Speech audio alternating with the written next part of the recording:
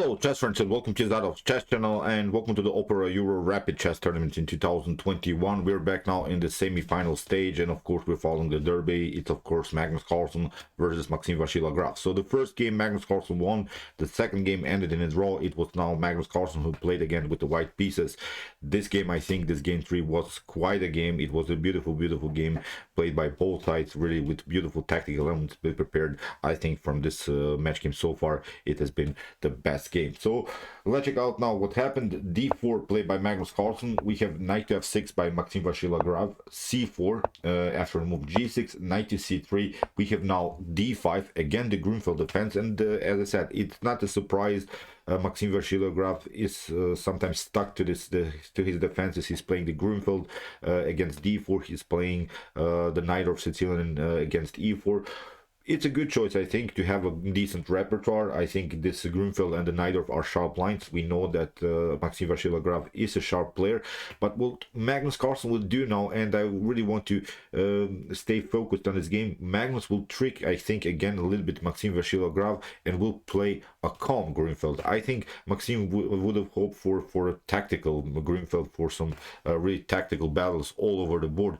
But Magnus, again, didn't allow here this scenario. He played, I think, a very nice simplified line, and it's I think when it comes to the result, a good choice, because Magnus Carlsen is in the lead, so he needs basically 2 more draws and he's the winner of the day 1. So here, after the move c takes d5, still main theory, of course, knight to d5, e4, knight takes c3.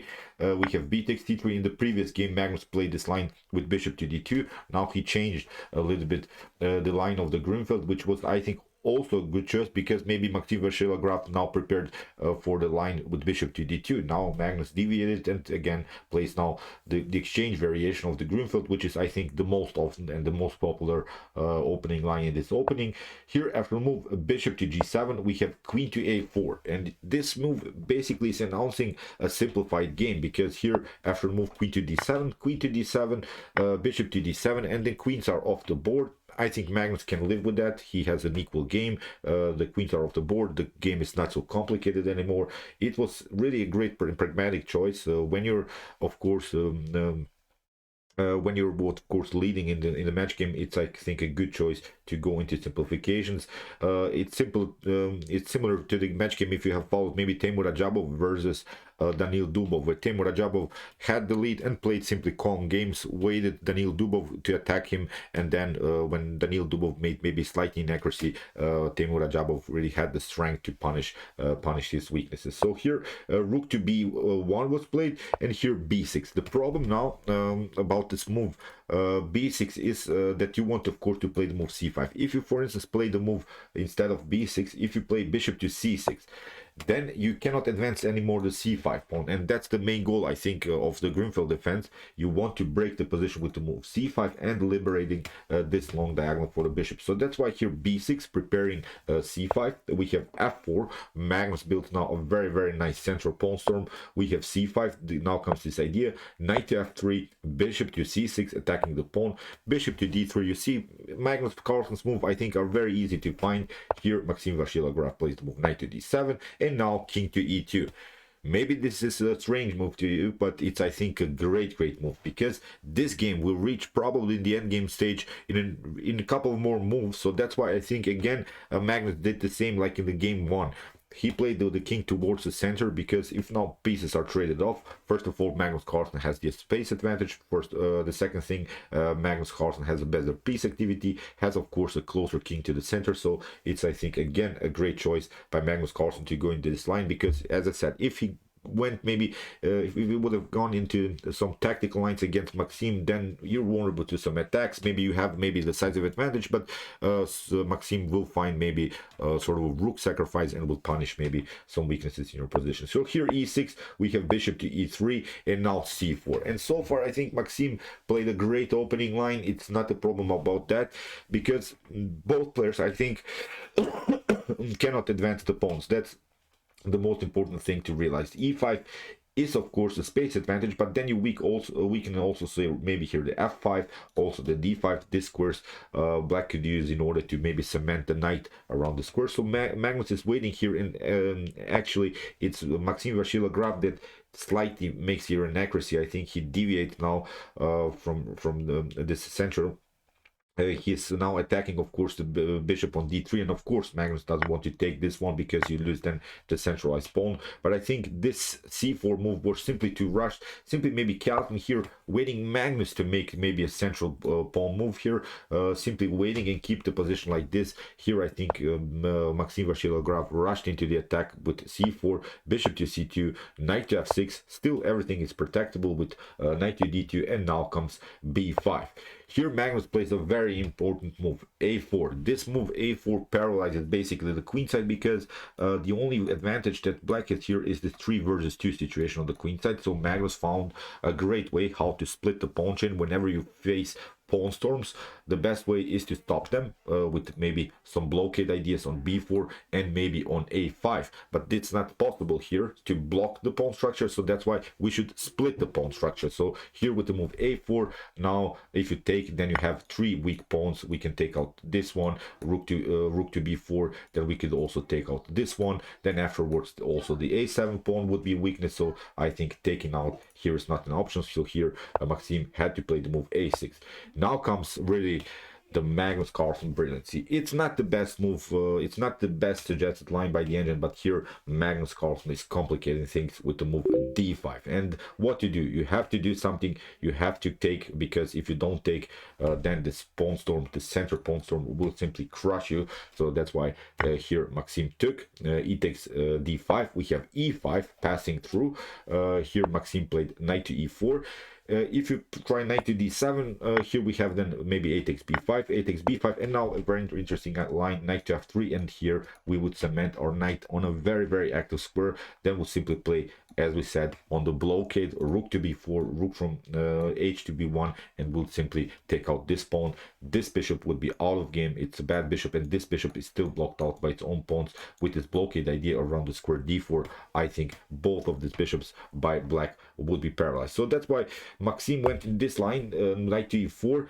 Here maybe even the best way is to proceed with the move d4, and after d4 here you see bishop to d4 and knight to d5 is at least some kind of a possibility to activate back your pieces. I think this is now something that maybe Magnus Carlsen missed in his tactical sequence. After move knight to d5, you have to play g3, here bishop to e4, maybe competing here on the long diagonal, and now maybe it would be time to take, but now still of course the c4 pawn is hanging, and this could be an equal game for both sides. But as I said, it's really hard to find this move. After move e5, what to do? d4 was probably the best counterattack. Knight to e4 here by Maxime. We have knight to e4, d takes e4, and now rook to d1. Magnus activates now the rook. We have Carlsen, rook to d6, of course attacking the bishop on c6. We have rook to c8, and now comes a really, again, a great tactical sequence by Magnus Carlsen. First, Magnus Carlsen undermines the pressure. A takes b5. You don't want to take, of course, with the bishop. Then your bishop is only part of the pawn chain. It's only protecting both of these pawns. So after a takes b5, guess what Magnus Carlsen does now? Magnus sacrifices the rook for the exchange, because this is not so easy to play anymore, although you're down the exchange, but white is better here, believe me, because here after rook to c6, Magnus has not the opportunity to take out this pawn. Bishop to e4, here rook to a6, and Magnus takes out now this pawn. This pawn is a weakness. We have here an advanced pawn. We can also push this pawn in the continuation of the game. So as I said, beautiful tactical sequence by the world champion. So after rook takes b5, here Maxime Vachier Lagrave simply developed the rook to d8, and here Magnus has a great game. So he has to only take out this pawn. This pawn will march on. This bishop is a little bit out of game. This bishops will support the path of this pawn. So here Magnus first, I think, has to secure a calm game. He has to secure really a nice position. Sorry, my screen went a little bit down. So let's go back here. Rook to b5, rook to d8. Here Magnus played the move rook to c5, and actually it was better here to play bishop to d4 to simply lock both of these rook's activities, because a check doesn't matter. We'll simply play king to f3, secure our king, and then we will find a way to take out this pawn. So okay, but Magnus played rook to c5. Here rook to a4, we have king to f3, bishop to f8, rook to c7. Magnus is playing very active. Maxime Vachier Lagrave is hanging on to this pawn here on c4. If Maxime loses this pawn, this could be very risky. We have bishop to a3, and now f5 by Magnus. Really wild stuff. Again, maybe bishop to d4 slightly better, but this is really a computer move. I really liked this move by Magnus Carlsen. He's splitting the pawn structure, he's activating his bishop pair f5, g takes f5, bishop to f5, and look at this bishops now around the king. As I said, Magnus maybe didn't find the best computer and computer move, but this is really beautiful what Magnus did here. Bishop to d4 possibilities, e6, really combined with both of these bishops, with this rook, with this three pieces, can really create so much madness in front of black's king. Really, this is the world champion that we know here. Bishop to b2, Maxime attacks now, and we have now e6 by Magnus Carlsen. So if you take bishop takes c3, then of course here rook to f7, it's very risky. Even pawn takes f7 was a possibility, so it's a bad game. Here Maxime tried f takes e6, and now bishop to e6, played by Magnus Carlsen. What to do here? Basically, this game is over because it's such better. You have now two choices. If you try here bishop to king to f8, then you get checkmated. Bishop to h6. Here you can only play king to e8, and you have bishop to f7, a very nice cool checkmate. But Maxime Vachier Lagrave escaped to h8. They now see the best next move. It's winning in one. It's really a wild move. What Magnus Carlsen, unbelievable, he missed, and I hope you can see this move. It's the move rook to c8, because if you take rook takes c8, then you get here bishop to d4, a very cool checkmate. And Magnus missed that. He played first move bishop to d4, and of course Maxime Vachier Lagrave has now the opportunity to take rook takes d4, c takes d4. Really wild stuff. This was a beautiful game. But as I said, Magnus played the exchange sacrifice, found really great attacking possibilities, split the pawn structure, activated the bishops. Now he missed win in one move. Let's now see what happened, because you have to get back out of this, because sometimes when you miss a tactic in a game, then you're down, then you're psychologically down. And I think now Magnus realized that he was in trouble here. Here Maxime cannot take also this pawn, bishop to d4. We have bishop to f5. Magnus wants of course to take out this other pawn. We have rook to h7, and Magnus takes on now this one with the tempo. We have bishop to f6, and this should be probably an endgame in which this should be probably a draw, but we know how Magnus Carlsen plays this endgame. Let's see now what happened. h4, Magnus pushed the pawn simply further. King to g7, we have king to g4, bishop to e7, king to h5. So first Magnus activates the king, which is a good choice.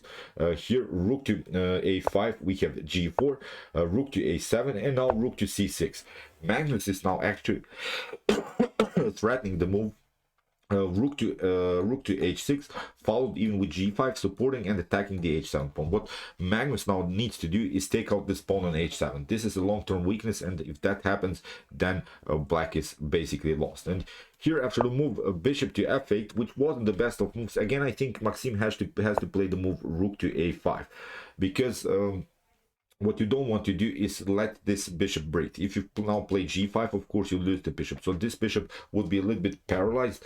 This move I think Maxime missed, and he played a very bad move, bishop to f8. It allows now Magnus Carlsen to see to advance the pawn without any counterplay of blacks. Here rook to b7, we have bishop to c2. Magnus retreats now. Again we have similar threats. We want to play rook to h6 and maybe take out this pawn. So far Maxime Vachier Lagrave cannot leave the defense of the 7th rank. We have bishop to b2, king to g4, bishop to d2 by Maxime, and now rook to h6.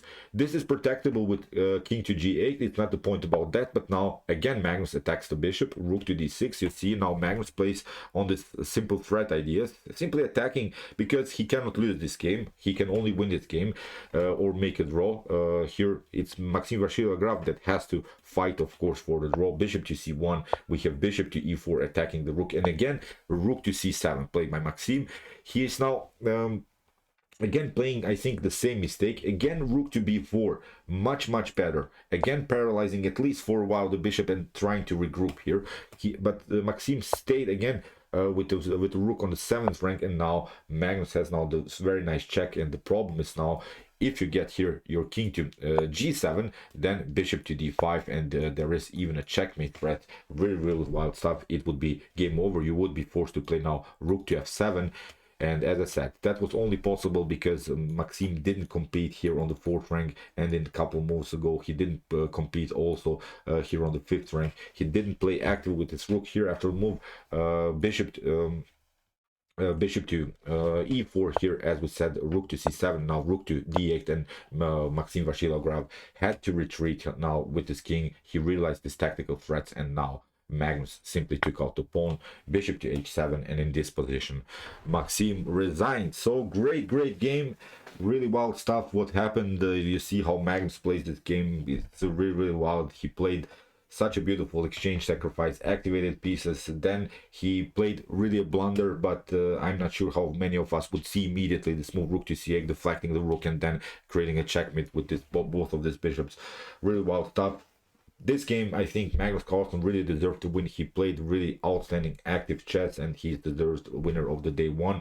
Still, as I mentioned also in the game between Carlsen and Dubov, nothing is lost for Maxime Vachier Lagrave. Maxime has to regroup. He can still also beat the world champion. We have seen it recently that Maxime is really a great player, especially in this rapid formats, especially when it comes to sharp attacks. But he has to choose, I think, different openings which can help him out to maybe get more active, because Magnus plays now really this simplified lines, and I think these lines are not fitting for Maxime Vachier Lagrave. And in my opinion, Magnus uses now in both of these games with the white pieces, he used this moment and played very calm games, and then when the position allows it, he'll find his tactical shot. So okay, great performance by the world champion today. We'll cover also, I think, now in today also a little bit the match game between Wesley So and Teimur Ajabov. As we said, Magnus Carlsen is the winner of the day one. If you want to see more games from this tournament, check out my coverage of the Opera Euro Rapid Chess Tournament. Here is the link, and if you like this content, you can also subscribe to my channel. See you soon with some more videos, and chess is the best, of course.